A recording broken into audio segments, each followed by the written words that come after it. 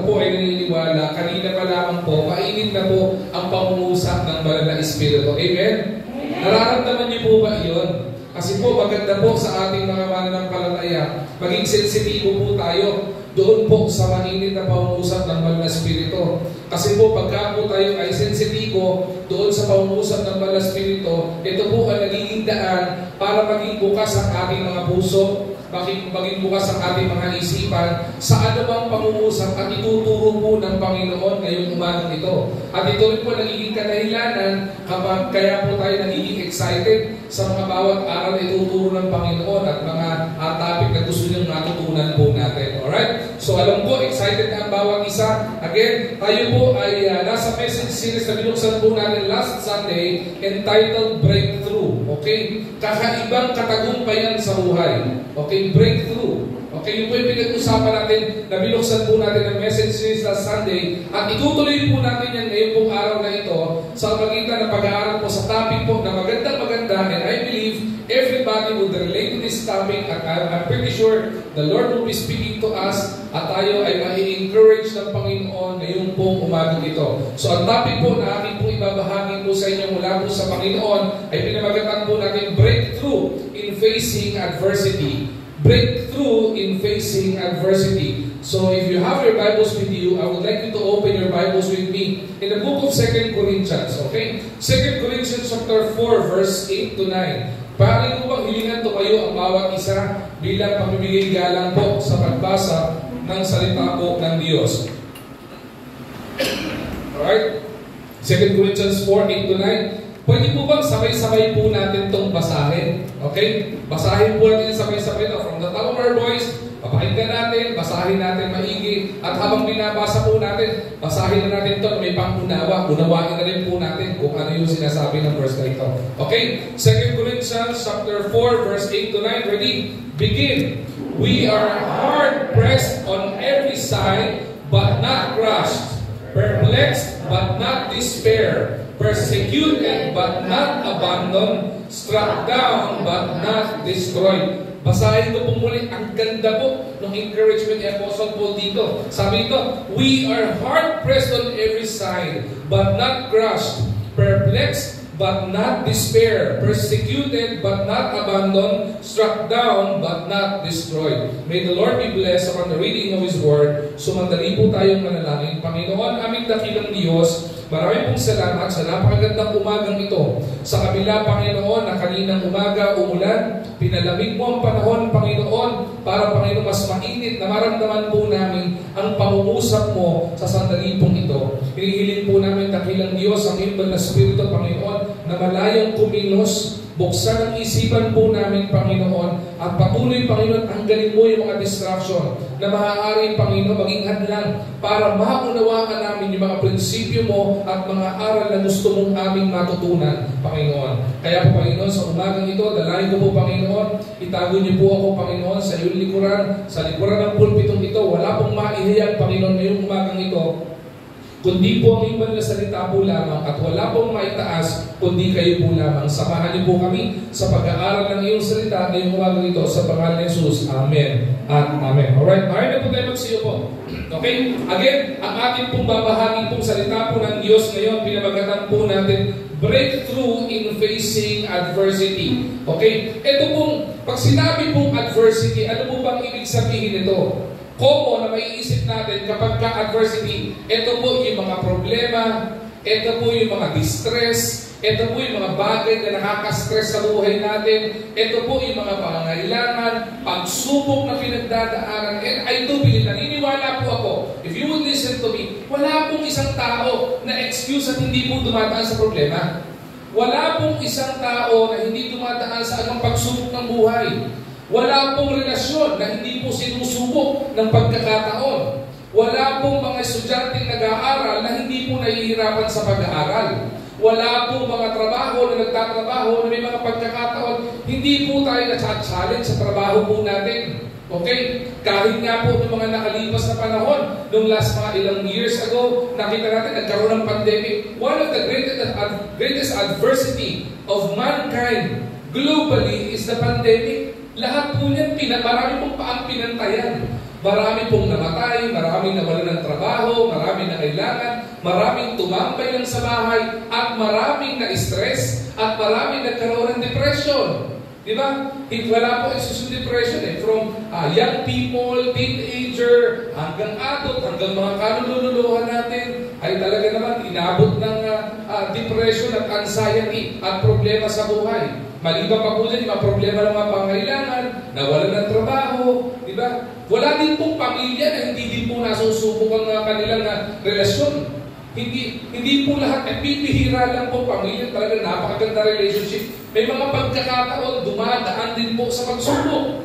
May mga anak na naging problema sa pamilya. Okay? Sabi ng mga bata, Pastor, mali po kayo dyan. Minsan po, hindi po mga anak ng problema sa bahay. Minsan po, magulang din. Nakakalungkot po yung kung magulang din problema sa bahay.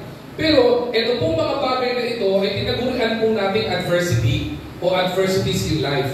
The question is, paano po ito, or the greatest question is, paano magkakaroon ng breakthrough o paano magkakaroon po ng matinding katagumpayan sa anumang pagsubok na pinagdadaanan natin bilang isang individual, bilang isang mag-asawa, bilang isang estudyante, bilang isang profesional, at bilang isang pamilya. Paano po natin ito malalagpasan? Kaya po, maganda po yung encouragement po dito ni Apostle Paul. Si Apostle Paul po ay nagbigay po ng matinding encourage na binasa po natin in 2 Corinthians chapter 4 verse 8 to 9. Nabasa po natin yan at nakita po natin. At maganda, habang binasa po natin kanina, nagkaroon na po tayo ng kahit na maliit na pagkakaunawa at pagkakaintindi dyan. Alright? Ngayon, para mas lumalim po yung pagkakaintindi natin dyan, paano po walang encouragement? Yung 2 Corinthians chapter 4 verse 8 to 9 sa mga tao na nag-undergo o dumadaan sa problema o adversity in life. Tandaan po natin, nung ito po ay sinulat, this is part of the Pauline epistle. Corinthians is part of the letter of Apostle Paul sa Church of Corinth. Kaya po siya tinawag na Pauline epistle. Sinulat ni Apostle Paul. Para kanino? Para sa church ng mga taga-Corinto. At nung sinulat po ni Apostle Pablo po ito sa Church of the Corinth, ito po ay para i-encourage yung mga mananampalataya sa Corinto. Bakit po? Kasi alam po at hindi po ligid sa akala ni Pastor Paul, ni Apostle Paul, na may pinagdadaan ng problema ang Church of Corinth. Alam niyo po ba yun? Alam po ni Apostle Pablo at naniniwala si Apostle Pablo ang magbibigay ng encouragement sa kanila ay wala pong iba kung hindi yung salita galing sa Panginoon. Pero pagkakataon po ito pong masakit na takda po dito. Nung sinulat po ni Apostle Paul, itong letter na ito sa Corinto para i-encourage sila sa problema pinagdadaanan nila, Apostle Paul himself is undergoing adversity. May pinagdadaanan din po si Apostle Pablo. Madali po ba mag-encourage kapag ikaw ay discouraged? Madali po bang tumulong kung ikaw ay nangangailangan ng tulong? Di ba? Madali po bang manalangin para sa iba kapag ikaw nangangailangan ka ng panalangin? Kaya po sa pagkakataon po ito, sa tagpo po na ito, yung pastor po ng Corinto na nag-i-encourage sa may mga problema sa Church of Corinth ay may pinagdadaanan din problema. Pero kung titingnan po natin dito, ang ganda po ng konteksto nung sinulat po ni Apostol Paul ito. Kasi po ng pagkakataon po ito, hindi lamang po si Apostol Pablo ang may pinagdadaanan problema. Hindi lamang po yung mga miyembro ng Corinto ang may pinagdadaanan ng problema. Pati po yung mga kamanggagawa ni Apostol Pablo may pinagdadaanan din pong problema. So with this, as we can relate to this, it is a reality that nobody and no one is excused pagdating po sa problema ng buhay. Ibig sabihin, wala pong hindi dumadaan sa problema. Wala pong hindi nagugutom, walang hindi pinagpapawisan, walang hindi nagkakasakit. Lahat tayo may pinagdadaan ng problema. Maliit man, malaki, di ba? O mas malaki pa. Talagang lahat tayo may pinagdadaanan. Malinaw po yun eh. Si Apostle Paul, meron problema. Yung mga taga-Corinto na ini-encourage si Apostle Pablo, may problema. Yung mga kamanggagawa ni Apostle Pablo, may problema. Ang tanong po, tayo mga taga-IPC, may problema din po ba? Di mo ba? Lahat po tayo meron eh. Iba nga po sa atin, pagpasok ka ng church, pag tumitingin po kayo sa mga maaga po sa church, yung mga mata, pag tingnan niyo lahat ng buha sa church, makikita niyo may problema. Pagpasok pa lang po sa church, problemado itong tao na to. Sa mukha pa lang, itsura pa lang, problemado na agad. Di ba? Yan. Ang wala lang pong problema, yung mga natutulog. Di ba? Pagka tulog, walang problema eh. Tulog lang eh. Di ba? Ngayon, kung titignan po natin, ano po ba yung naging suffering ni Apostle Paul at mga co-workers niya? Tingnan po nga si Apostle Pablo. Yung nag-i-encourage yung mga problema din. Una, ang problema nila, they were sharing the gospel of Jesus Christ. Binabahagi po nila yung magandang balita ng Panginoon. At habang binabahagi mo lang magandang balita ng Panginoon, ito po ay nag-undergo ng mga persecutions during that time. Okay? At hindi lamang po iyon. Ang pinakamatinding problema po dito na po pwede natin mapansin, alam niyo po kung ano, ay si Apostle Paul ay naging questionable o kino-question yung kanyang pagiging apostol. Bakit po? Sa mga nakakaalam po nito, bigyan ko ng konting background. Si Apostle Paul, hindi po talaga Paul ang una niyang pangalan. Ang unang pangalan ni Paul ay Saul o Saul. Okay? At yung unang pangalan po niya, nakatali po iyan sa pagiging prosecutor ng mga Kristiyano. Ibig sabihin, siya yung mga nagpe-persecute, siya yung mga tipong nauuna talaga na bumabatigo sa mga Kristiyano. At nung si Saul ay nakatagpo ang Panginoon at naging Apostle Paul, ginawang apostol ng Panginoon, ginawang tagapaghayag ng Panginoon, servant ng Panginoon para magbahagi ng magandang balita, nag-undergo siya ng questioning. Naging questionable, pinu-question ng mga tao, pinu-question sa paligid yung pagka-apostol po na dito. And ang papalitan ko ulit, but Paul reveals his great confidence in God's ability. Sa kabila po ng pag-question, sa kabila po ng patuloy ng pagdidepend na siya ay manggagawa ng Panginoon, tagapaghayag ng mabuting balita ng Panginoon, makikita po natin, meron pa rin po siyang great confidence. Saan po? Doon sa abilidad po ng Panginoon to sustain him and his people, at nagkaroon po siya at meron po siyang great hope in his life na ang buhay po niya ay may pag-asa sa biyaya po ng Panginoon. Katulad din po natin mga mananampalataya, maintindihan po natin kahit po may pinagdadaanan tayong problema, kahit po may dinadaanan po tayong pagsubok sa buhay, huwag po natin kakalimutan na meron po tayong Diyos na may solusyon sa ating problema. Huwag po tayong mawawalan at mauubusan ng pag-asa dahil meron po tayong Diyos na nagbibigay ng pag-asa sa atin. Kasi po sa Panginoon, wala pong imposible. Walang malaking problema na hindi po kayang solusyonan ng Panginoon. Wala pong malaking pangailangan na hindi po kayang i-provide ng Panginoon. Wala pong kahit anumang sigalot sa buhay na kayang hindi plansahin ng Panginoon. Lahat po yan ay may kakayanan ng Panginoon. At naunawaan po ni Apostle Paul ito.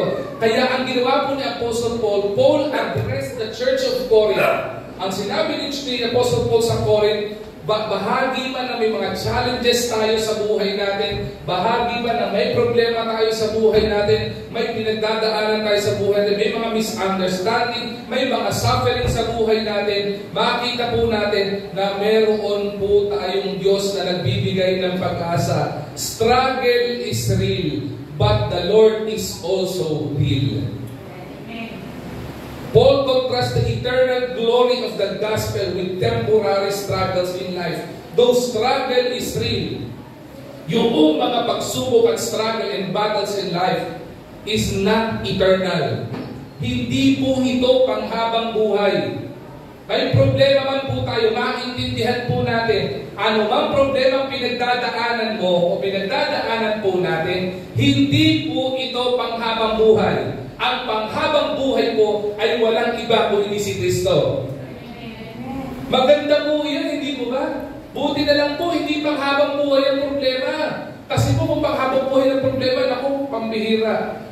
Diba? Napaka-stressful niyan.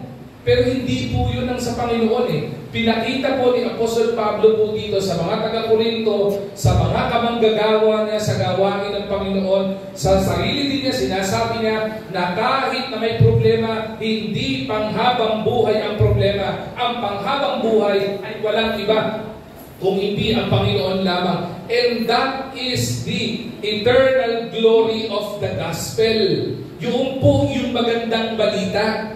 The greatest news that God ever told us is that meron tayong Jesucristo na po pwede po nating maging tagapagligtas. Kaya po kung narito po tayo ngayong umagang ito, umattend kayo sa church na ito, naimbitahan kayo sa church na ito, hindi po aksidente po iyon. Yun po ay naniniwala ako na niloob ng Panginoon na mapunta ka rito, mapakinggan mo yung salita ng Diyos, ma-encourage ka ng salita ng Diyos, mapakinggan mo yung magandang balita, hindi na lang yung puro pangit na balita sa dyaryo o sa radyo o sa TV, kundi mayroong makita ng balita, mapakinggan ng balita na galing sa Panginoon, na kahit na may struggle tayo, hindi ito panghabang buhay at walang iba kundi ang panghabang buhay ay walang iba kundi Panginoon lamang.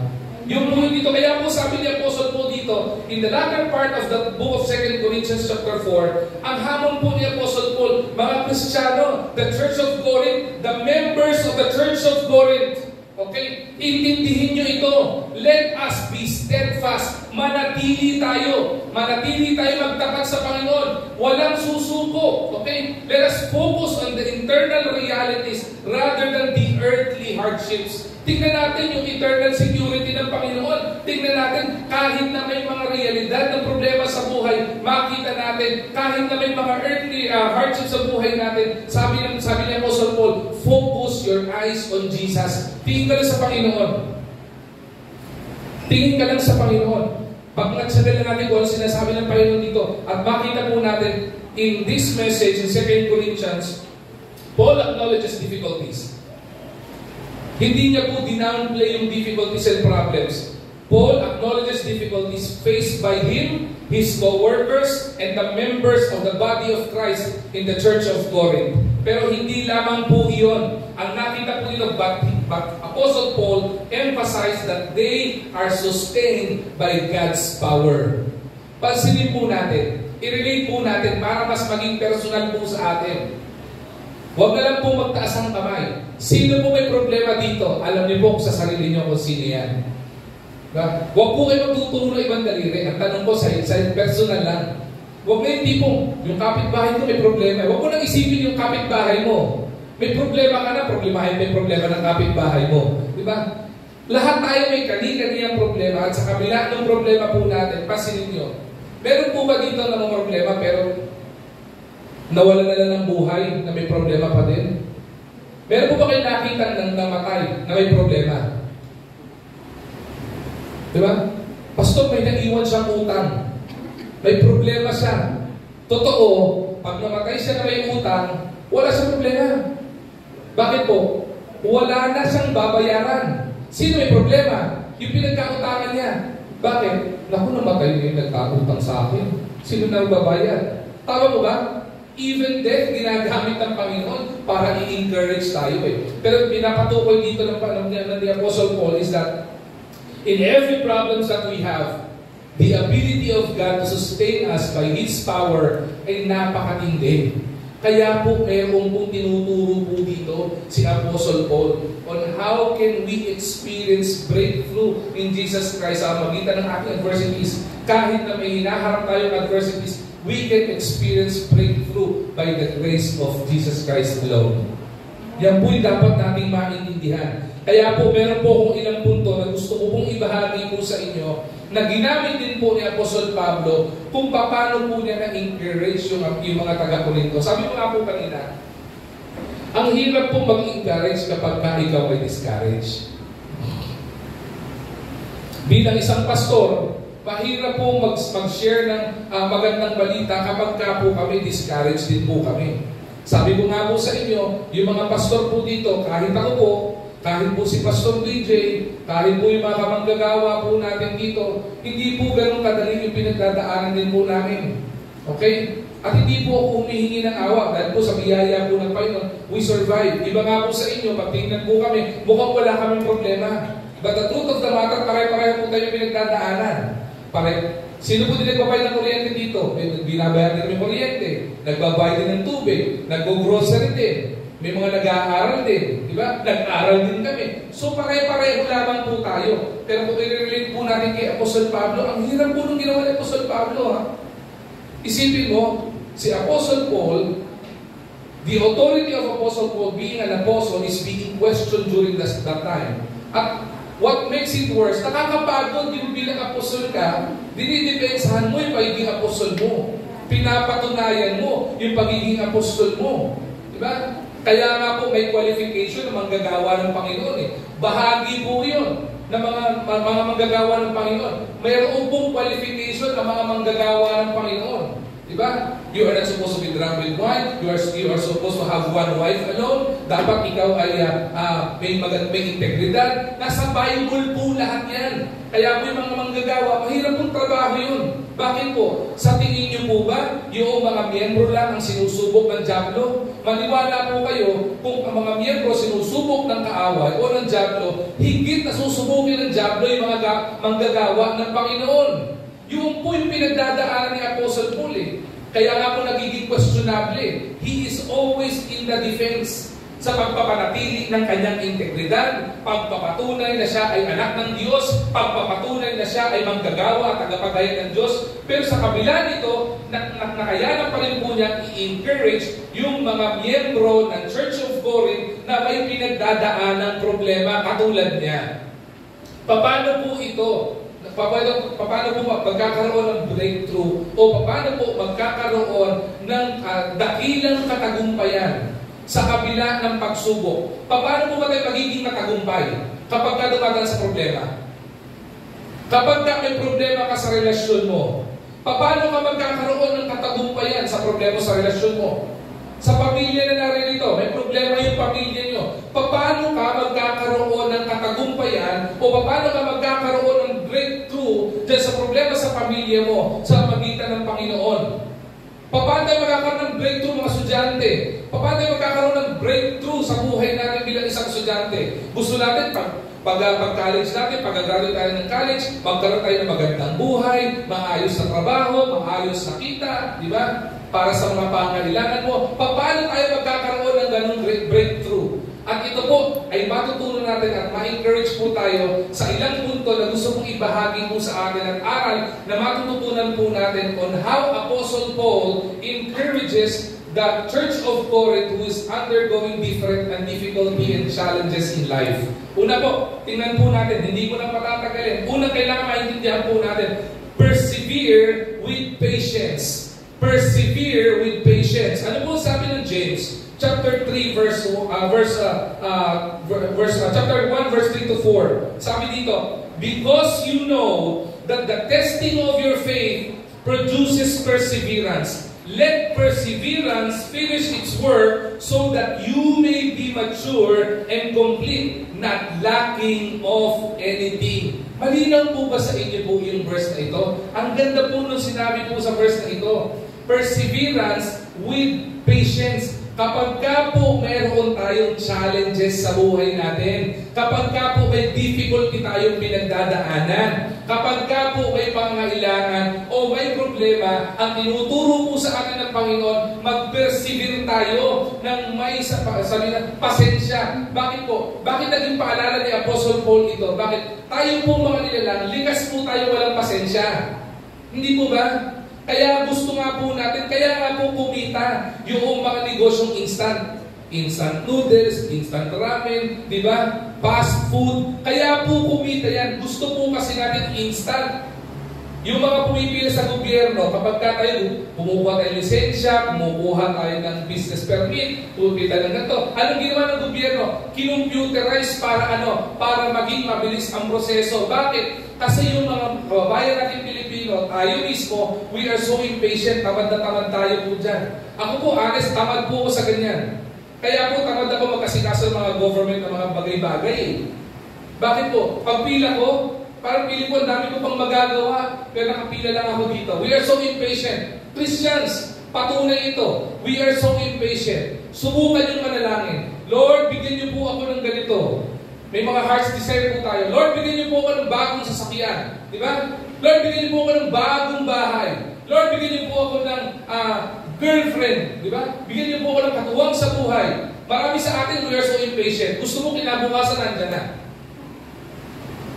Diba? Kaya sagot ng Panginoon, it's either yes, a wait, or a no. Unless it's God's promise, it is a yes. Pero kapag hindi mo pangako ng Panginoon, heart's desire mo yan, kahit na gusto ng Panginoon na maging maligaya ka, kapag kami panalangin ka, it's the answer of the Lord is either a yes, wait, or a no. Paano mong wait? Kaya po marami mga mananampalataya, tumatalikod na agad sa Panginoon kapag wait ang sagot ng Panginoon eh. Humihiling ka ng sasakyan, wala ka naman lisensya. Humihiling ka ng sasakyan, hindi ka na marunong magmaneho. Sa tingin mo, bibigyan ka ng Panginoon ng pagpapala sa sasakyan kung wala ka lisensya? Eh di parang binigyan ka ng Panginoon ng bato na ipupukpok mo sa sarili mo. Diba? At lalo tingin, bibigyan ka ba ng Panginoon? Diba? Ng sasakyan. Kung wala ka na, hindi ka na marunong magmaneho, sagot mo, eh di mag-ahel mo kang driver, may pampasahod ka, wala. O di ba nakakarapatan magkasasakyan? As of the moment. Diba? Yung po sasabi dito, mag-persevere tayo with patience. Bakit po? Because you know that the testing of your faith, okay, produces perseverance. May mga pagkakataon po, pagka may dinadaan yung problema, ang po na sasabihin sa Panginoon, Panginoon, bakit po ako dumadaan sa ganitong problema? Natural po ba yan? Marami po sa atin nakakapagtanong sa Panginoon. Pag may dinadaan ng pagsubok, pag may dinadaan ng problema, pag may dinadaan ng pagpangangailangan sa buhay, ang tanong natin sa Panginoon, Panginoon, bakit po ako dumadaan sa ganitong problema at pagsubok ng buhay? Mali yung tanong po natin. Kapag may pinagdadaanan po tayong problema o pagsubok sa buhay, imbis na tanongin natin ng Panginoon, bakit tayo dumadaan doon, ang dapat na tanong po natin sa Panginoon ay, Panginoon, dumadaan ako sa problemang ito. Alam ko po, hindi po lingid sa iyong kaalaman dahil alam niyo po lahat ng bagay. Ang gusto ko pong itanong ay ito, habang dumadaan po ako dito, ano po ang gusto niyong ituro sa akin? Kasi malinaw po sa banal na kasulatan eh. Diba? The testing of our faith. Paano mo ba tinetest yung faith? Tinetest yung faith sa pamamagitan ng mga pagsubok. Tinetest yung faith sa pamamagitan ng pagsubok ng pananampalataya mo. At kapag nasubok ang pananampalataya mo, ano nangyayari? It produces perseverance. Nagiging matatag ka. Nagiging steadfast ka. Nagiging immovable ka. Kaya po maraming mga mananampalataya na kahit na dumadaan sa maraming problema ng buhay, nananatiling matapat sa Panginoon, kapag dinaanan ng bagyo, ano nangyari sa kanya? Ang hirap tibagin. Yung po'y magandang Kristiyano. Yung kapag po may binagadaan ng problema, kahit banggain ka, di ba? Ng 120 bilis na hangin ng problema, hindi ka kayang matumbahin. Because the testing of our faith produces perseverance. Ang problema po natin, mula maliit, palaki ng palaki, pabigat ng pabigat, pero habang na-overcome mo yung pagsubok pinagdadaanan mo, habang nagkakaroon ka ng maliliit o malaking breakthrough sa pinagdadaanan mo, ang nangyayari, mas tumitibay ka, mas tumatatag ka, mas tumitibay ang pananampalataya mo. At sabi ito, let perseverance finish its work, so that you may be mature and complete, not lacking of anything. Di ba ganda po nun? Kaya po maraming madumaan sa pagsubok na na-overcome na yung pagsubok na yun. Anong nangyari po sa kanila? Nagkakaroon po sila ng, naka-experience sila ng breakthrough sa buhay nila at nagkakaroon sila ng testimony. Kaya pag may sinabi dito, lapitan mo, kung sino dito naka-experience na kagalingan mula sa Panginoon, lapitan mo yung tao na yun kapag may karamdaman ka. Maniwala ka, mai-encourage ka. Bakit? Kasi na-experience na yun eh.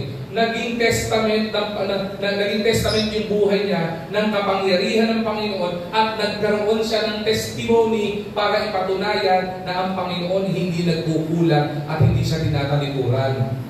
Di ba? Kaya po kung meron po tayong challenges sa buhay po natin, confront challenges with courage.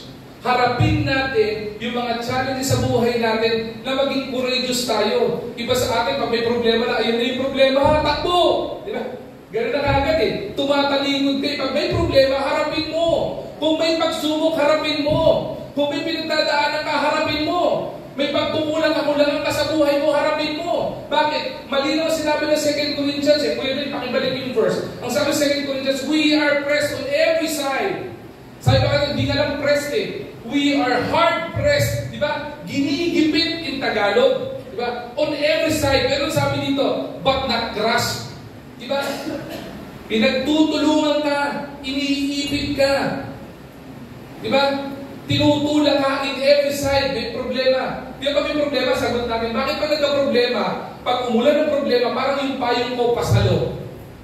Kaya nga po merong famous na kataga, di ba? When it rains, it pours. Di ba? Bakit ganon? Sabi ni iba, pwede mo pastor yung when it rains, it pours sa blessing na lang? Aba, lahat tayo gusto po niyan. Pero minsan yung mga problema po tayo, talagang when it rains, it pours eh. Hindi pa tapos yung wala pang solusyon yung isang problema, dumadating ng panibagong problema eh. Di ba? Magkakakambal eh. Magkakadikit-dikit yung problema eh. Pero sabi ni Apostle Paul, ang ganda ng encouragement niya sa mga taga-Corinto eh. Di ba? We are pressed hard on every side. Sa kaliwa, may bumabatikos. Sa kabila, may pagsubok. Sa harapan, may bumabato. Sa likod, may bumabato din. Iba't ibang direksyon na nanggagaling yung pagsubok nila eh. Pero sabi nito, kahit na problema, kahit anumang direksyon ang pinanggagalingan, we are not crushed. Hindi tayo nadudurog.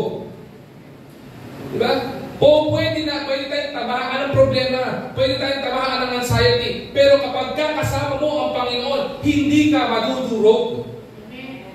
Panghihinahan ka, manlalambot ka, madidiscourage ka, pero hindi ka madudurog kasi kasama ang Panginoon. Talaga, pastor, kasama ang Panginoon? Yes. Sabi dito, perplexed and not despair. Not in despair. Ibig sabihin perplexed.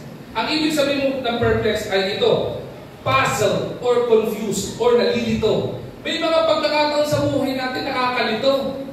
Litong-lito ka. Sa sobrang dami mo ng problema, sa sobrang difficulty sa pinagdadaanan mo, sa sobrang dami ng challenges, the immensity of the challenge that you are experiencing right now, litong-lito ka na. Bakit ako nangyayari ito? Bakit ganito nangyayari sa buhay ko?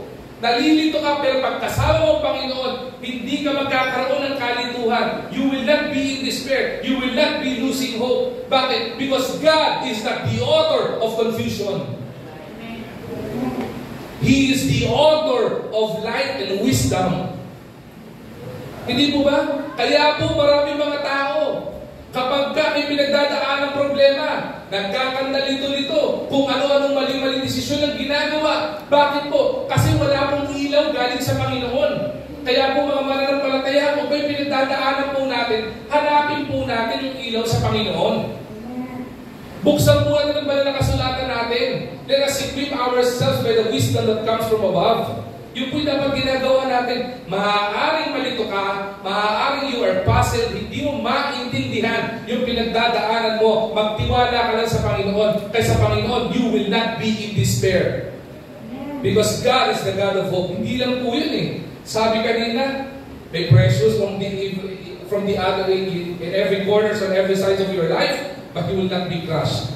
You are perplexed but not in despair. Mapapapuzzle ka, pero hindi ka mawawala ng pag-asa. Isa sa pinakamaganda, persecuted but not abandoned. Ang ganda mo nun. Di ba? Pag sinabing persecuted, you are oppressed. To the extent, maaaring naaabuso ka pa. You are being abused by this world. Di ba? Pero sa biyaya at presensya ng Panginoon, tandaan po natin, magkakaroon tayo ng breakthrough because we will never be abandoned by God. Hindi po tayo tatalikuran ng Panginoon. And listen to this carefully. Maaaring tayo pa ang tumalikod sa Panginoon, but our God and our Savior will never, ever abandon us.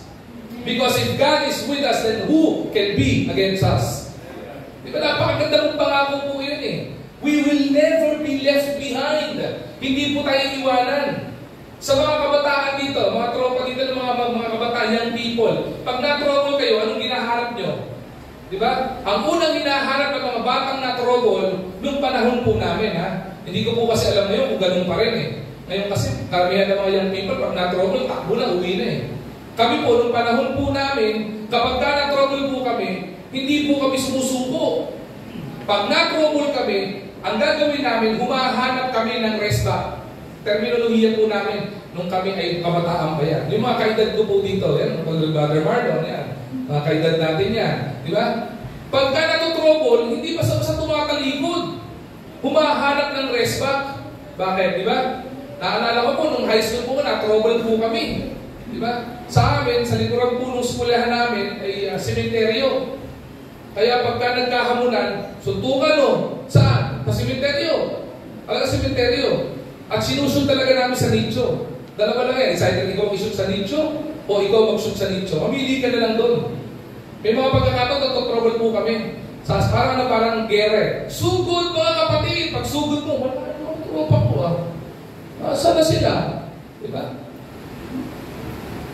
Sa buhay pong ito, pag sinabi natin sugod sa problema, face the challenges with courage. Pag sinabi mo sugod mga kapatid, hindi nawawala pa yun sa likod mo. Pastor, wala Wala siya sa likod mo, katabi mo siya. Hindi ka niya iiwanan. You will be oppressed, you will be persecuted, but never left behind. Apostle Paul, being questioned being an apostle, questionable, kino-question pa yung apostle niya. Pinipersecute yung pag-share nila ng magandang balita ng Panginoon, ng mga tao. Anong ginawa niya? Iniwanan ba sila ng Panginoon? Hindi nga po Ang masakit dito, they are struck down, but they are not destroyed. Pinakamaganda. Pag sinabi mong struck down, severely harmed, sinaktan Diba? Duguan Diba? Ibig sabihin, pag sinabi struck down, talagang pinatutumba. Ibinabagsak, ibinabaon ng problema. Pero sabi dito, maaaring mapaluhod ka ng problema mo, but you will never be destroyed. You will never be knocked down, and you will never experience wreck in your life. Pangako po, encouragement po galing sa Panginoon yun Encouragement po na binigay ng Panginoon kay Apostle Paul sa kanyang pinagdadaanan Encouragement po, hindi lang kay Apostle Paul Naging encouragement kay Apostle Paul, ginawa niya encouragement sa mga taga-Church of Corinth na may pinagdadaanan niya. Kaya kung makikita natin, persevere with patience, let us comfort challenges in life with courage.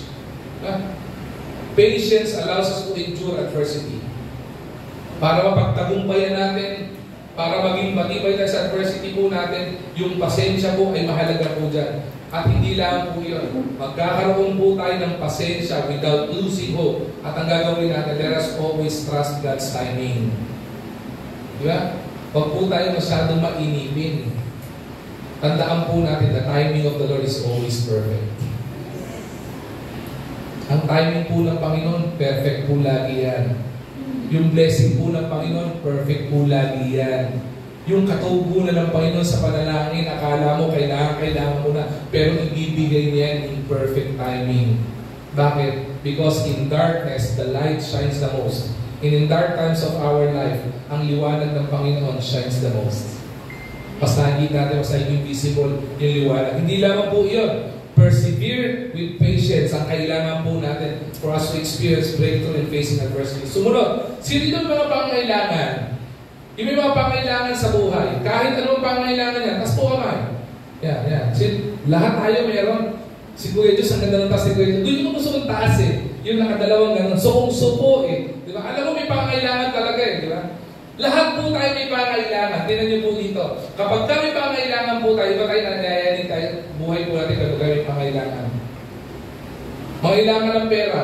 Marami po nakailangan ng pera, di walang pamasahe. Anong gagawin? Hindi na po mag-church. Walang pamasahe. Pero alam po, even in this church, it has been a living testimony in this church. Nakakatuwa po dito. Meron po tayo mga miyembro umaattend po dito. Nagugulat po kami. Papunta at pabalik. Nagta-tricycle. Papunta at pabalik. Pag walang pang-tricycle, naglalakad. Mga iba't tagapunta pa. Diba?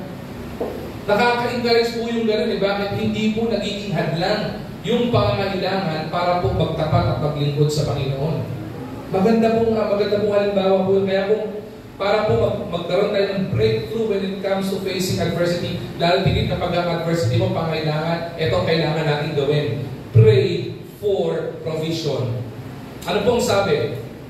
Ng Philippians chapter 4 verse 6, sabi po dyan, do not be anxious about anything, but in every situation, by prayer and petition, with thanksgiving, present your request to God. Ang ganda po nun, di ba? Ibig sabihin dito, when we pray for provision, we cast cares with confidence. O gawin natin, call on God for care. Lord, kailangan ko po ng pag-aaruga mo. Marami po sa atin, gusto po natin ang pag-aaruga ng Panginoon. We want the loving kindness and the loving care of God. But the problem with each and every Christians, hindi po tayo lumalapit sa Panginoon. Ang dami po tayo may problema. lahat nilapitan mo na. May problema ka sa pangailangan mo, yung Bombay nilapitan mo na, yung Panginoon hindi pa.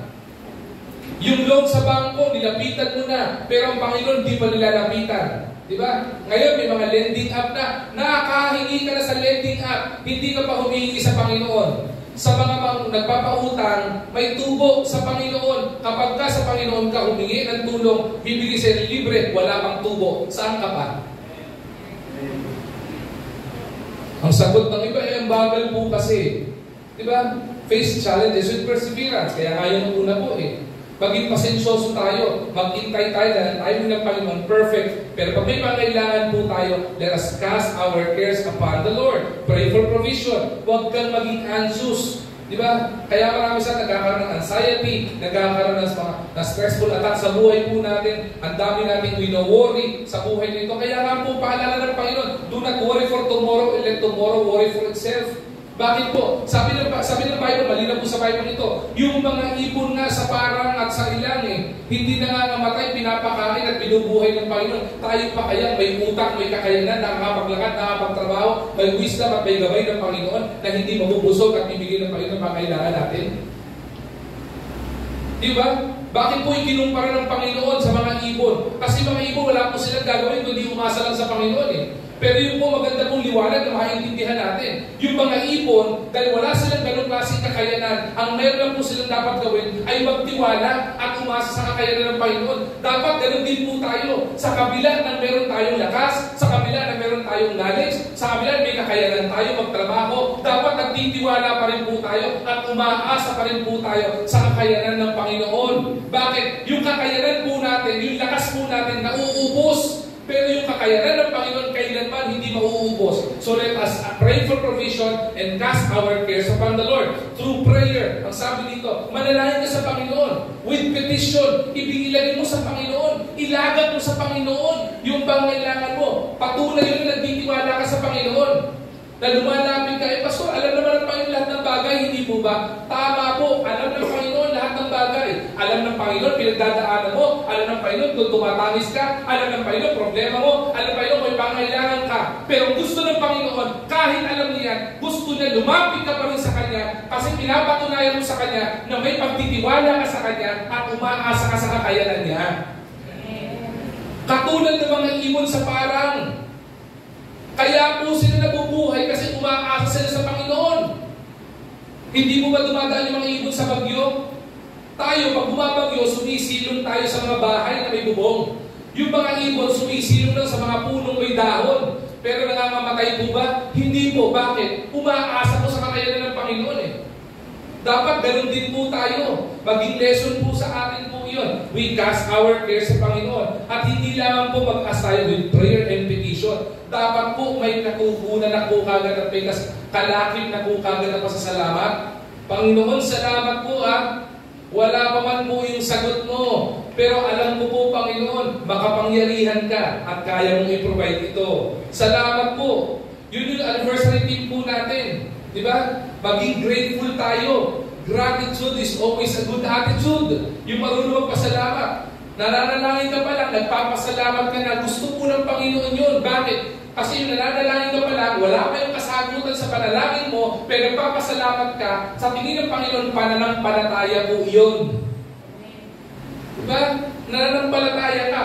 Through prayer, we seek God's provision, wisdom, and strength to face trials. Yun po dapat natin gawin. Harapin natin ang problema po natin. As we persevere with patience, we pray for provision. Pangatlo po, na maintindihan po natin, for us to overcome breakthrough in facing adversities in life, we are to prioritize God's purpose. Let's prioritize God's purpose. Romans chapter 8, verse 28. Yung iba po sa atin, kabisado na po ito eh. For we know that all things work together for good. All things, God works for good, and those who love Him, who have been called according to His purpose. Diba? Makita po natin dito, lahat ng mga bagay sa mundong ginagalawan po natin, mayroong pong purpose yan.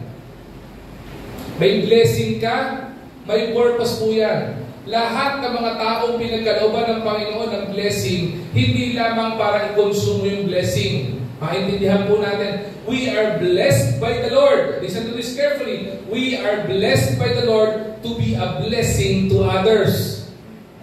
Pinagpala ka ng Panginoon para maging pagpapala ka sa iba.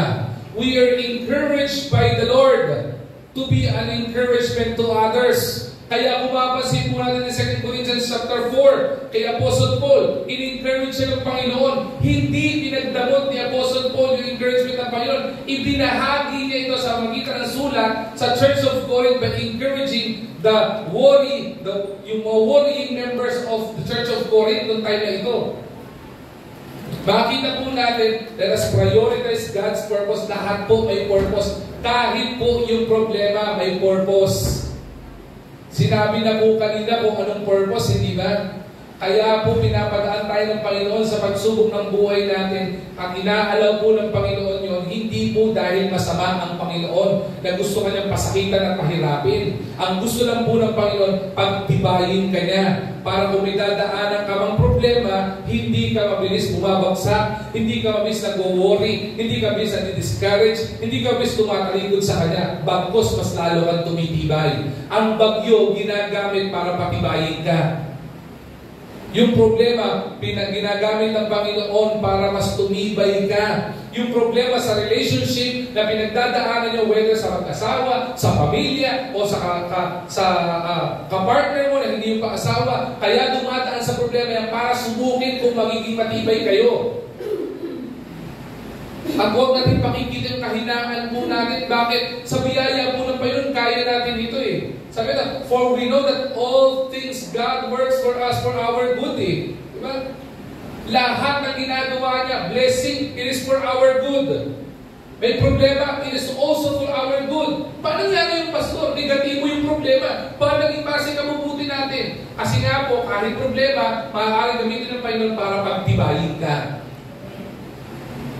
Kaya po dapat natin ginagawa, we prioritize God's purpose. Inuuna natin kung anong purpose. Sabi ko nga po, nagbato ko ng question sa GC po natin, are we facing trials or adversity in life? That's a big question. But the big question is how can we overcome and how can we experience breakthrough in that adversity na pinagdadaanan natin. Yun po yung problema. Pero din po dito eh. Ang problema, hindi po natin tinatanong kung bakit tayo dumadaan dito at kung anong tinuturo sa atin. Ano po bang purpose, Panginoon? Bakit tayo pinadadaan sa ganito? Tandaan natin, let us center on God's cause, focus on God's purpose.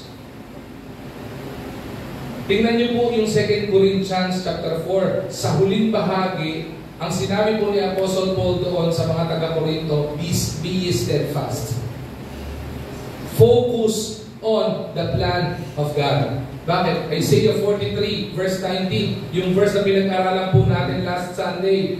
We may be in the wilderness or we may be in the wasteland of our life, pero kasama po natin ang Panginoon sa buhay po natin. God has a purpose even in our struggles. And what the Lord wants from us is for us to focus our eyes on Him. Huwag tayong lalayo ng paningin sa Panginoon. Kasi pag tinanggal po natin ang tingin natin sa Panginoon, nawawala po yung vision natin dun sa purpose na sa buhay natin.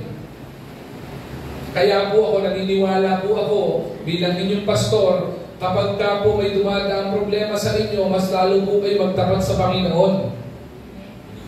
Di ba? Kapag ka po may problema kayo sa buhay, mas lalo po kayong manalangin.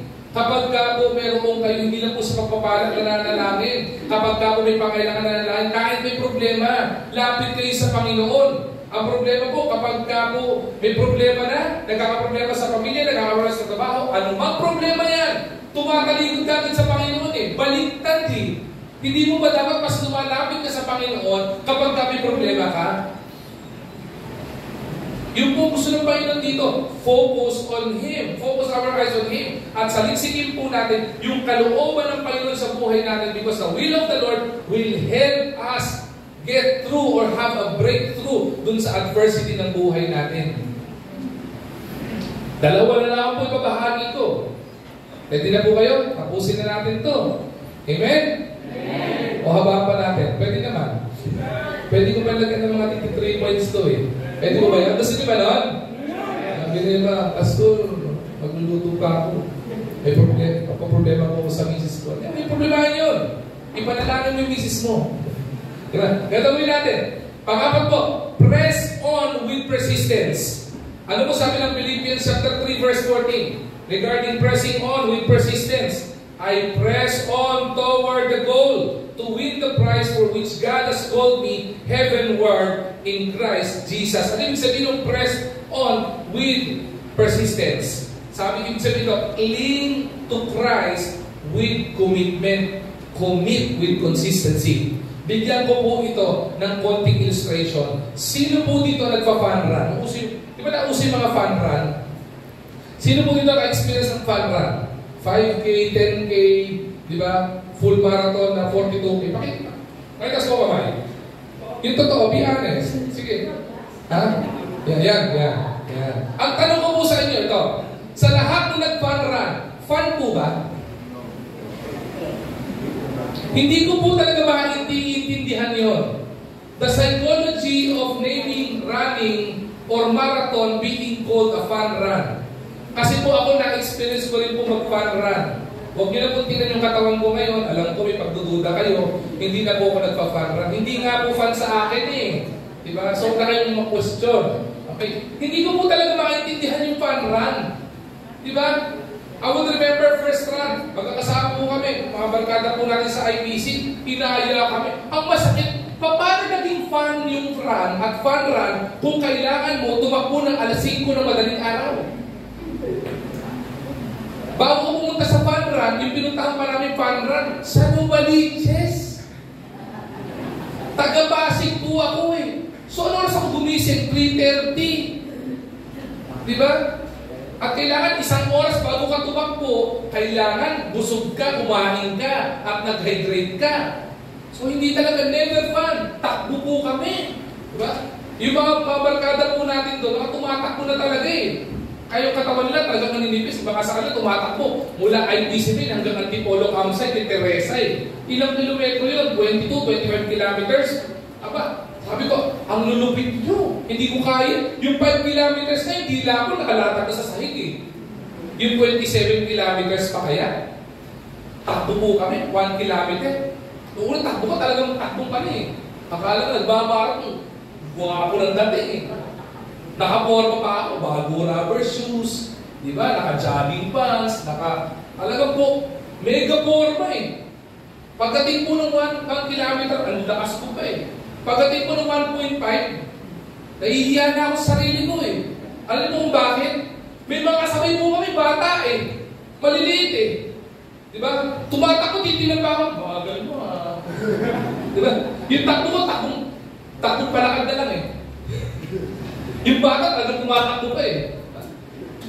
Pagdating 3 kilometers, 4 kilometers, sabi ko sa inyo, ayoko na magtakbo eh. Malakad na lang ako eh. Diba? Kaya problema sa mga fun run, diba? Dahil siyempre may kaaling tinatakbuhan, diba? May mga tinatawag silang street sweepers. Ano yung street sweepers? Yung mga nagwawalis ng dumi sa kalye. Literally parang ganon. Magiging istorbo ka na sa kalye at nahuhuli ka na, so gagawin, sasakay ka sa sakyan, masakay ka na. Mahuhuli ka na eh. Mga nagpana, alam niya. Lalo yung mga nagto-22K o 42K dito sa may Rojas Boulevard. Alam niyo, ibig sabihin mo na sweepers. Noong time na yun, takbo ako. 3 kilometers pa lang. Lakad na lang. Pagdating ng 4 kilometers, yung lakad ko kakaiba na rin. Depressed na ako eh. Wala nang kabuhay-buhay. Tapos eh, pagdating mga 800 meters, isang full stretch na habang mahaba. Diba? Chinichir ako ng mga kaibigan natin na nauna pa sa akin. Kaya mo yan bro, kaya mo yan. At tingnan dito, pagtingin mo, malapit ako sa finish line, parang feeling ko, parang 1 kilometer pa lang yung tinatakbo ko. Takbo ko, sprint pa talaga eh. Tapos at the end of the story, natapos ko naman yung 5K. And praise the Lord naman, naging finisher naman kami. Ibig sabihin, hindi kami na-sweep, hindi kami sinakay sa mobile, parang iuwi na lang. Kasi nag-hyperventilate ka na o dehydrated ka na.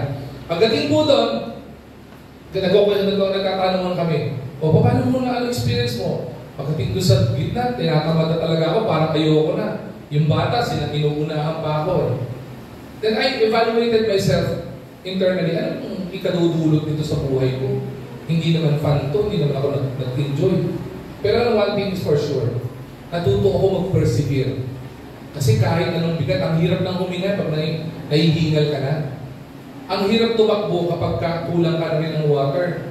At ang pinakamahirap, alam niyo kung ano, ang hirap tumakbo kapag yung utak mo dinidictate na huminto ka na, pagod ka na.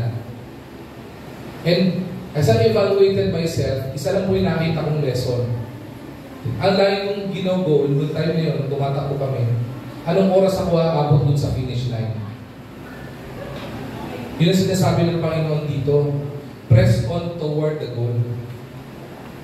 Tandaan po natin, sa buhay po na ito, this is not a race. Hindi po pabilisan. Diba? Kasi kung race ito, sino gusto umuwi na sa Panginoon? Mauna na po. Pag-pray natin. Kasi diba? This is not a race. This life is a marathon. Pag sinabing marathon, mas mahaba. Hindi lang 5K, 10 kilometers. Pag sinabing marathon, 20K o 10K above, 10 kilometers above.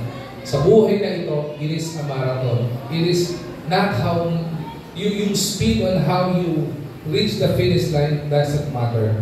What matters to the Lord is how you finish. Diba sa atin kasi, pag may problema tayo, kung nakita mo may distraction, hinto ka na. Subukan mo. Nakit ka nag-fun run, dito ka nag-fun run ka dito sa may uso may mga Milo na fun run sa Ross Boulevard. Diyan nakakabuisit mag-fun run. Alam niyo bakit? Kasi may nag-fun run ka dyan, sa gilid ng side street, may nagbibenta ng gulaman. Diba? Kasi may kakalembang. Umaga to may kumakalembang. Nagbibenta ng ice cream. Diba? May makikita mo, tatakong gano'n pabili nga ng gulaman. May mga baon, kaya may mga bedbag May mga baon. Tapos pagtakbo ng konti, taho naman. Kaya, pagdating sa finish line, hilahod Ang bigat na nandyan, bakit ang daming distractions Kaya sabi ng Bible, sabi ng Panginoon, kapag may adversity ka, maraming distractions pang darating dyan. Pero huwag kang magpapadistract, always press on toward your goal. Ano ba yung goal mo? Ano ba yung purpose ng Panginoon sa buhay mo? Ano ba ang plano ng Panginoon sa'yo? Kung plano ba yung pagtibayin ka, focus sa pagpapatibay ng Panginoon sa'yo. Press on with persistence. Kaya kung sabi dito, cling on to Jesus Christ with commitment. Commit. Hindi ka naman pa-fun run na hindi ka nagsa-sign up di ba? Pag nag-sign up ka sa fun run, it is telling the producers or the organizers of that event that you are committed to run. Di ba? Pero mag-sign up ka sa sarili mo, na sabihin mo, you are committed to finish the race. Kasi ang pinakamaganda sa buhay mo nito, yung pagkatapos po, yung laban ng buhay natin, umuwi tayo sa Panginoon, sabi ng Panginoon sa atin, well done, thou good and faithful servant. That would be the greatest ever praise that a child of God would ever hear from the mouth of God. Lapitan ka ng Panginoon, anak, nakakatuwa ka, naging matibay ka, sinubong mo yung problema, natapos mo yung praise. Diba? Natapos mo yung buhay na to. Marami man naging distractions, pero hindi ka nagpayanig. You just press on toward the goal. Bakit? Because our goal is to glorify the Father. Let's be committed to Him. Let us cling to Him. Anong cling? Pag sinabing cling, kaya kapag sinabing clingy, yung girlfriend ko clingy, o yung wife ko, yung husband ko clingy, yung madikit. Dapat doon din po tayo sa Panginoon. We are to be clingy sa Panginoon. Lord, ano mo bang gusto niyo sabihin sa akin? Lord, asan po ba kayo? Kaya po ang tunay na anak ng Diyos, excited lagi sa anumang gawain na nandun ng Panginoon. Bakit? That's part of pressing on with persistence. Bigit ka lagi sa Panginoon. Lord, sasabihin mo. Lord, anong plano mo? Lord, sino kalooban mo sa akin? Anong kalooban mo sa akin trabaho? Paano mo susunod ang problema ko? Ang tawag doon, we become a clingy Christian sa Panginoon. That is what the Lord wants. And ideally, yan ang pinakamagandang Kristiyano na dapat meron sa church. At panghuli po, at ang pinakamaganda, for us to experience breakthrough in adversity, maintindihan po natin to praise God in the process. Hindi po sinabi ito, praise God after the process. Okay? Tayo po kasi, we praise the Lord, we give thanks after. Diba? Subukan na mo ba? Yung tipong binigyan ka ng regalo, ano gagawin mo? Salamat po, thank you. Diba? Subukan nyo, yung tipong hindi mo binibigay yung regalo, pero sabihin mo sa kanya, thank you ha. Eto, ilang buwan na lang. Diba? Magi-Christmas na. Paano nyo na lang magi-Christmas na? Lumalabas na si Jose Marichan. Diba?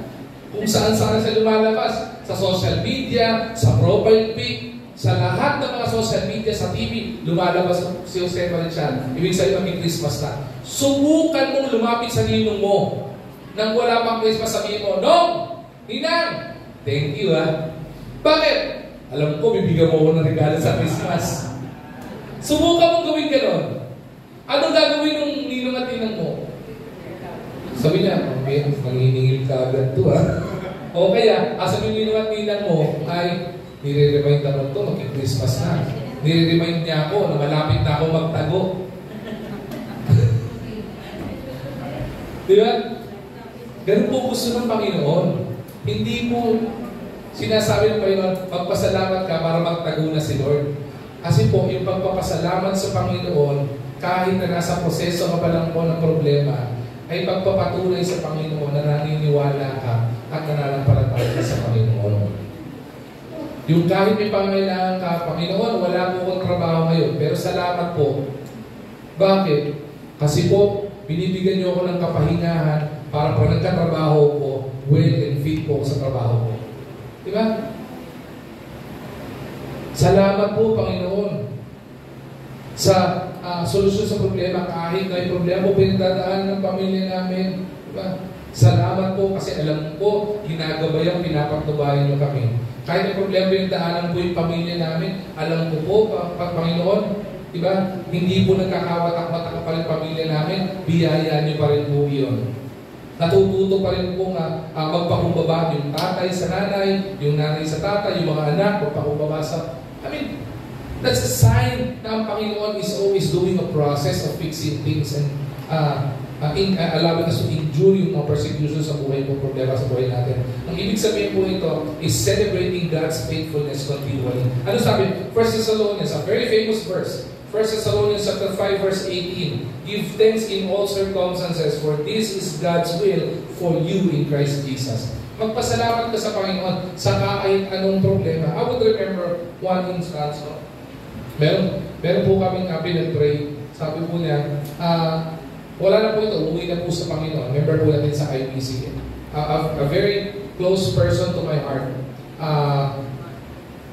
Isa po siyang faithful na member po sa IBC during that time. Wala po ako sa IBC Manila. It was a transition going to IBC Manila pa lang to be the lead pastor. Ito pong tao na ito, kasama po namin lagi sa Don't Watch Prayer Meeting, kasama namin sa lahat ng gawain, very active. And then one day, he was diagnosed with a cancer. Anong cancer na? Nasal, no? Kataibet. Parang nasal. Nagkaroon siya ng nasopharyngeal cancer. So, more sa passage ng air sa kanya, sa ilong, tooth. So, nagkaroon siya ng gano'n. At ang degree ng kanyang cancer ay kalitan agad. So, ano ibig sabihin? And he was in pain. Hindi siya makakain, nag-undergo ng chemotherapy, nag-undergo ng radiation, nilagyan siya ng plate, sa mga nag-radiation, ginagawa ng plate yung mukha niya o yung area na may cancer. Para yung area lang natatamaan ng radiation. Sa kanya, dahil yung mukha lang ginawa ng plate, at ito lang yung butas, dahil dito lang naman yung cancer, yung dito wala. So nag-radiation, yung dito niya nasusunog. Ang problema, while eating, walang gana. Bakit? Pag nag-radiation ka, lahat ng panlasa mo, lasang bakal, lasang lead. Kasi nag-radiation ka lasang metal. So walang panglasa. Yung mga nasa medical field, you know what I mean. So, kinakausap namin siya, we are encouraging him, tayo ganito po gawin yung manalangin po kayo. We try to supply him with food. Ito, kahit anong sarap ng food, hindi po niya malasahan, pero kinakain niya kasi kailangan niya i-boost yung immune system niya, one way or the other, for him to recover yung process of chemotherapy and radiation. Halos magkasabay pa, mag-overlapping pa yung radiation and chemotherapy niya. So what happened? On a series of events, ay kami nag-uusap, nag-pray kami, we visit him, kasi katabi lang ng bahay yung church. Tapos, ang dalawa na sinabi niya, Pastor, salamat po sa prayers. Pero alam niyo po, this is the exact verbatim words na lumabas sa bibig po ng lalaking ito. Sabi niya, Pastor, nagpapasalamat po ako sa Panginoon sa cancer. Yung una, yung magpasalamat sa Panginoon, ang hirap nang sabihin nun kapag may cancer ka. Pero siya, nagpasalamat sa Panginoon sa cancer. I asked him, so, paano po kayo nakapagpasalamat sa Panginoon sa cancer? Ang mas gusto ko po, yung mga bata ngayon, ang gusto lang magpasalamat, salamat po Lord sa cancel. Di ba ba? Dahil puro bagyo, cancel ang klase. Salamat Lord, cancel ang klase. Yun ang gusto ng mga bata. Ito, nagpasalamat sa Panginoon dahil may cancer. Ito, paano niyo po nagawa yung magpasalamat sa Panginoon sa cancer? Kasi po, kung hindi ko po na-experience ang cancer at itong karamdaman na ito, hindi ko rin po ma-experience ang kapangyarihan ng Panginoon pagaling ng sakit. Wow! Napakatinding pananampalataya, no? Pastor, naka-experience mo ba siya ng kagalingan sa Panginoon? Yes. On earth, no. In heaven, yes. Bakit? Namatay po siya eh. Pero yun, natutundong po sa kanya natutunan yung 1 Thessalonians chapter 5 verse 18 na kahit walang blessing, pasalamat sa Panginoon. Iba nga po sa atin, may blessing na hindi ba nagpapasalamat sa Panginoon eh. Ito may problema na nagpapasalamat pa sa Panginoon eh. Diba sa atin, pag nag-pray sa Panginoon, kapag kayo binigay ng Panginoon, nagagaya sa Panginoon eh. I would remember, may nagpa-pray po sa atin, Pastor, pakipag-pray naman po. Anong prayer natin? Magkaroon po ako ng trabaho. O, sige, pag-pray natin. Pray kami. After a month, nag-pray kami, sabi niya, lapit siya, Pastor, thank you po. Saan? May trabaho na po. Huwag ka saan pasalamat. Sa Panginoon, Panginoon ko yung trabaho eh. Okay. Sabi niya, pero po, may prayer request po ako ulit. What prayer request mo? Pastor, 3 buwan na po ako nagtatrabaho. Wala akong sahod. Sabi ko, patay. May problema. Sabi niya, anong problema, Pastor? Kasi pinag-pray lang natin trabaho. Hindi pinag-pray yung trabaho, may sahod. Dapat pala pinag-pray natin, kasi di ba pag manalayan sa Panginoon specific, dapat pala mag-pray natin yung trabaho, may sahod. Sabi niya, Pastor, babaguhin mo yung prayer request ko. Ano yung prayer request mo? Pastor, pwede mo ba mag-pray natin na magkaroon ako ng sahod kahit walang trabaho? Sabi ko, alam mo, hindi ututo si Lord. Di ba? Walang nagbibigay ng sahod na walang trabaho. Okay? Pero iba sa atin, ganun po tayo eh. Pagdating sa may mga problema tayo, hindi tayo makapagpasalamat sa Panginoon. Even in times of trouble and problems, let's thank the Lord for the process and even during the process. Praising God, verse 3, shifts our perspective and invites His presence into our situation. That is what the Lord wants. Ang gusto ng Panginoon, let's invite Him in, o yung presence niya sa buhay natin kapag tayo ay may pinagdadaanan. Right? I appreciate Brother Erwin who is here. May I call the praise and worship team? Katahin nga natin yung last song, pinagdalatan. Pero habang tinutugtog na nila ito, gusto ko lamang itong ipakita ko sa inyo. The message here ni Apostle Paul, for us to have breakthrough during adversities or in life, is for us to have perseverance, to become prayerful, to cling on the purpose of the Lord, become persistent, and to praise the Lord in the process. Okay? Alam mo, sana maging encouragement sa atin itong story ko.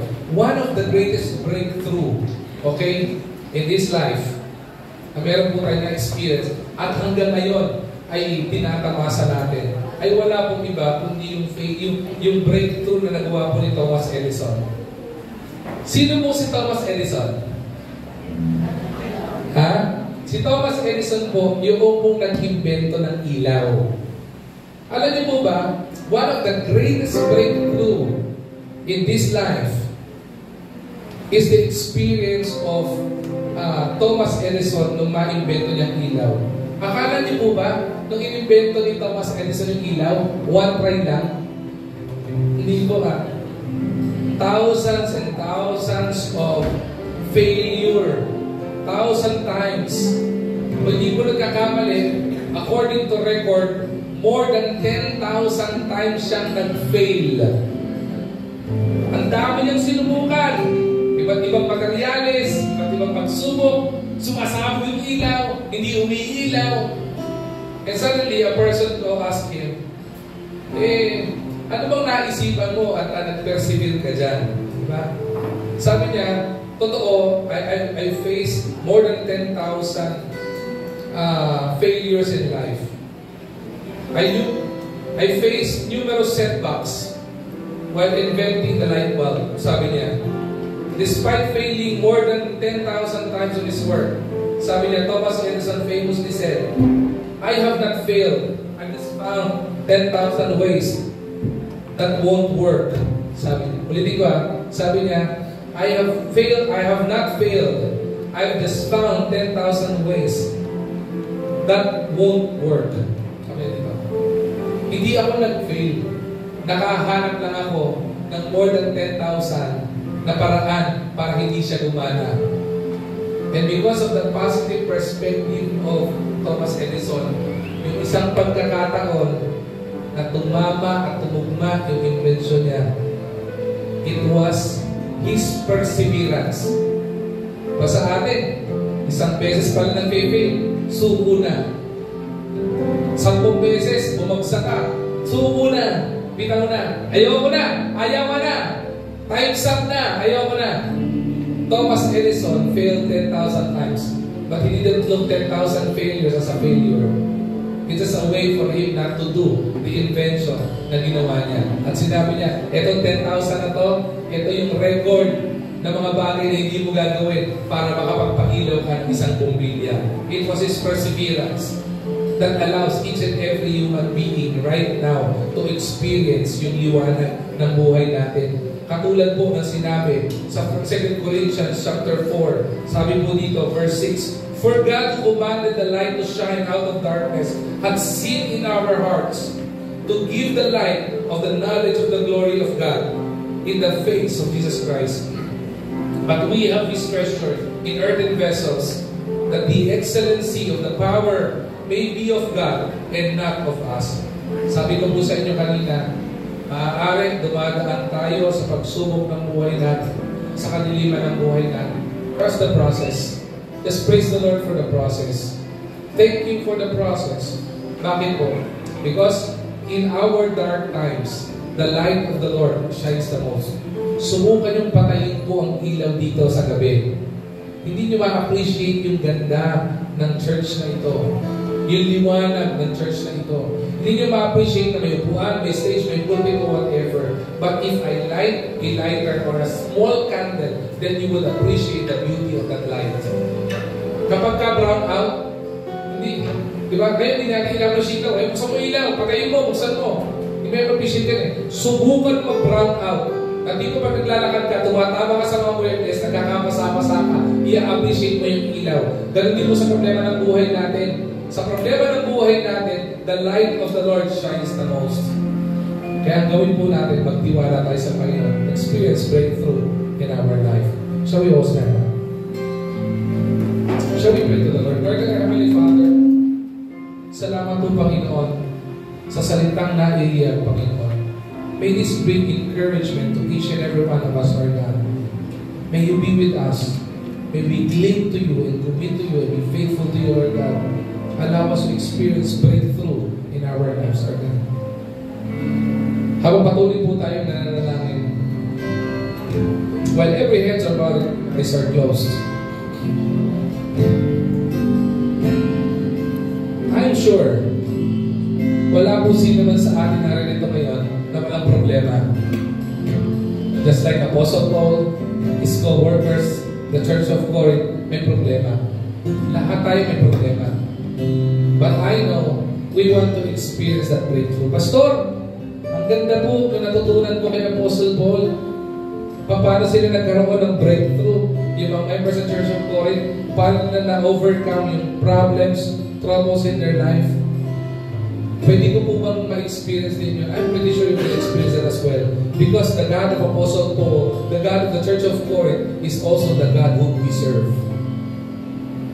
Ngayon, if you have a problem right now, meron kang trial at pagsubok ka sa buhay na pinagdadaanan ngayon, as an individual, as a couple, as a young people, as an adult, or as a couple, or as a family, you you have a problem right now, suko mo sa Panginoon. Suko mo sa Panginoon. Ilapit mo sa Panginoon at sabi sa Panginoon, Panginoon, ipinagkakatiwala ko po sa ito kasi kailangan ko